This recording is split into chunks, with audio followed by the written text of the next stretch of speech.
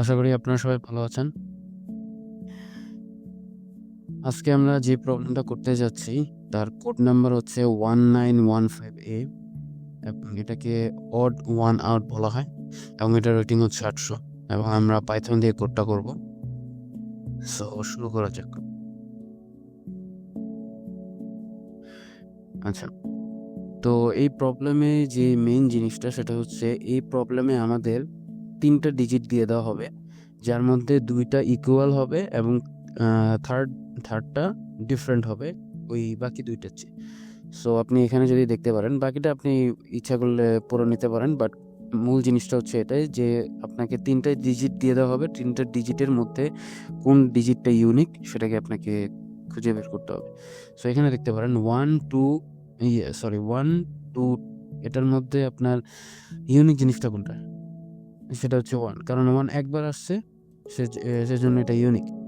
যেটা একবার আসে সেটা হচ্ছে ইউনিক। দেন 4 3 4 এর মধ্যে ইউনিক হচ্ছে 3, 5 5 6 ইউনিক হচ্ছে 6, অ্যান্ড দেন এইভাবে একের পর এক আসতে থাকে। সো আপনারা আশা করি বুঝতে পারছেন যে আমি কি বলতে চাচ্ছি।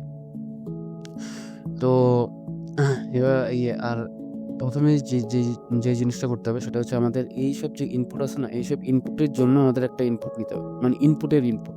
সো 10 হচ্ছে আমাদের ইনপুটটা, যে কয়টা ইনপুট আমরা নিব, তারপরে আমরা বাকি ইনপুটগুলো দেব।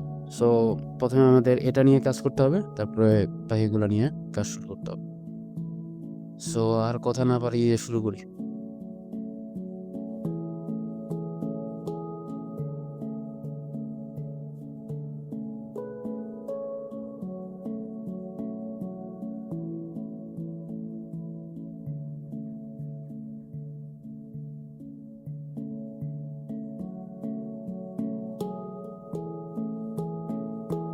আচ্ছা, এখানে একটা কথা বলতে চাচ্ছি, সেটা হচ্ছে a, b, c equals to map int input dot split. So এটার মাধ্যমে যে কাজটা করা হয় সেটা হচ্ছে আপনি যদি এখানে ডিও নিতে চান সেটা নিতে পারেন, মানে ডিফারেন্ট টাইপ অফ, মানে যেটা যেখানে এক লাইনে 3টা বা 4টা ইনপুট থাকে, ওই সময় যদি তোমার ইনপুটগুলো নিতে হয় তাহলে এভাবে নিতে হবে। নাহলে কিন্তু আপনি ইনপুট নিতে গেলে আপনার লাইনটা গ্যাপ হয়ে যাবে এবং আপনি সঠিকভাবে এই ইনপুটগুলো নিতে পারবেন না। তাই আপনার এভাবে লেখাটাই বেটার।